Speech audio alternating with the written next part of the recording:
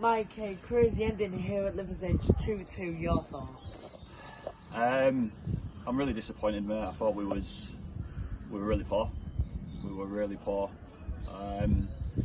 We had the conversation at half time that we probably didn't deserve to be 1-0 up in the game at half time, and we were just really passive, mate.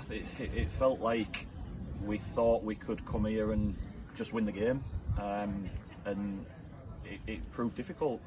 I told them pre-game that a team that are struggling down there are always going to be dangerous, and they had everything to play for, right? They had to win. They knew they had to win the game. So a team that's struggling like that is always going to be dangerous. And I think when it went 1-1, I feared the worst, because we went in the game and there was a distinct lack of quality. So when you find yourself snatching it in the 91st minute, because we knew if we could find a little bit of quality, players like Daniel, Kulo, Sam K, Sam Lev, we would have had enough if we could find that quality, and I felt like we snatched it, in the 91st minute. So to then throw away 2 points that are unbelievably valuable to us at the moment was really disappointing.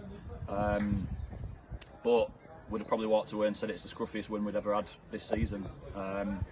So yeah, listen, the run continues. We're still unbeaten for the period of time that we've been.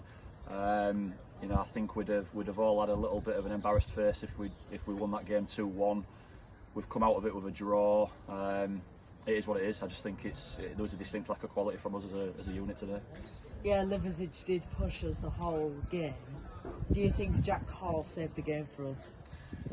Well, it's the other side of the pitch for me that was the problem. I think we had to defend an awful lot of set pieces, because that's what Liversedge are. They didn't break us down at any point, but we know what they are. They're balls into the box, they're headers, they're set pieces. That's the type of team that they are. So I think Jack pulled off some good saves.